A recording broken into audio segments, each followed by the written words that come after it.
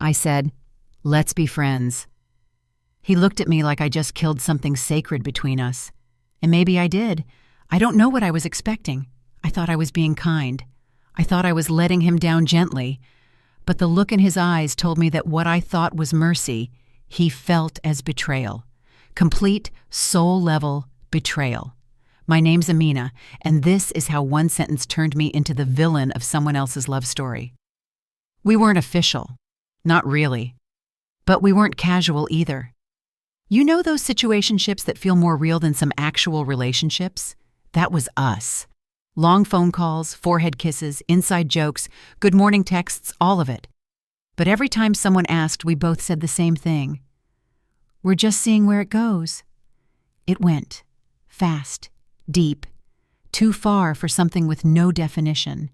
He was sweet, attentive, the kind of guy who actually remembered the small stuff, like the way I always order my coffee half sweet, or how I sleep with one leg out of the blanket because I hate feeling trapped.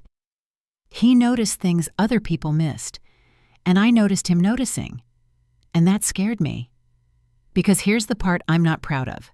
I wasn't ready. I told myself I wanted love, but the moment it stood in front of me, I flinched. I got in my own head. What if I hurt him? What if he hurts me? What if this turns into another slow crash like the last guy I gave my heart to? So instead of leaning in, I did what I always do. I pulled away before things could go wrong. It was a Tuesday when I said it. We were sitting in my car outside his building, the same spot where we used to talk for hours, where he told me stories about his childhood, where I laughed so hard once, I cried. It should have felt like home, but all I felt was this uncomfortable tightness in my chest. I said, I think maybe we should just be friends. The silence that followed was thick. He blinked slowly like he didn't hear me right, like I said something in another language. Then came the sigh. That quiet, exhausted kind of sigh that carries more pain than any loud argument could. He didn't argue. He didn't beg. He didn't ask why. He just nodded. And that broke me more than if he'd yelled. Because it wasn't apathy. It was heartbreak hiding behind pride. I could see it in the way he avoided looking at me, how his jaw clenched like he was holding something back, like his whole world just cracked, but he refused to let it show. He said, "Yeah, sure, if that's what you want." And then he got out of the car. I sat there, hands on the steering wheel, staring at the spot where he used to smile at me through the window. It was empty now, like I'd scrubbed him out of the picture. The next few days were weird. No texts, no memes, no voice notes. At first I thought he just needed a moment. I figured we'd ease into the friend thing, maybe some space, then a coffee catch-up. Then slowly it would feel normal again. But he was gone. Not physically. He was still out there, posting on stories, going out with his boys, living life. But when it came to me, radio silence.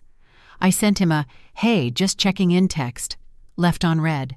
2 days later, I sent a meme he would have normally laughed at. No reaction. That's when I realized I didn't just lose a maybe boyfriend. I lost my best friend, my favorite person, the one I ran to when my anxiety spiked or when something random reminded me of us. And it hit me. I said, "Let's be friends." But what he heard was, "You never mattered to me." That wasn't true, not even close. But sometimes love doesn't care about your intentions. It only remembers your impact. People talk a lot about being rejected, but no one really talks about being the rejector. It sucks too. You replay your words over and over, wondering if you could have softened the blow, made it less final. I didn't mean to make him feel disposable. I was trying to protect us both. But he didn't see it that way. He took it personally. And maybe he had the right to. Because when you give someone the softest, most vulnerable parts of you, and they say, "Let's downgrade this," it does feel like a slap to the soul. He gave me his loyalty, his time, his quiet love without asking for anything in return. And I gave him a title change he never asked for. Weeks went by. I stopped texting. He didn't start. It was like we'd never happened. I saw him once at a party. He looked good, happier, surrounded by people. But when our eyes met, it was like looking at someone I used to know in another life. He smiled politely, then turned away before I could even walk over. That night, I cried harder than I had in years, not because I wanted him back, but because I missed the version of us that existed in that blurry, undefined, magical in-between.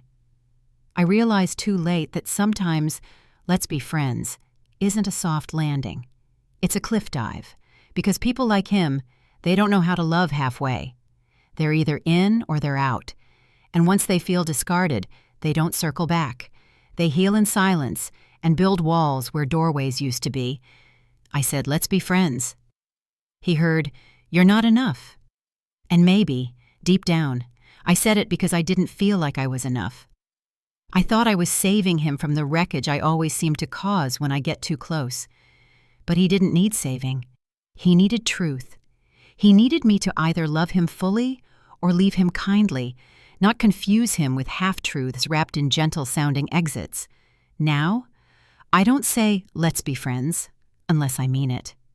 Because I learned the hard way, some people would rather be nothing to you than just friends.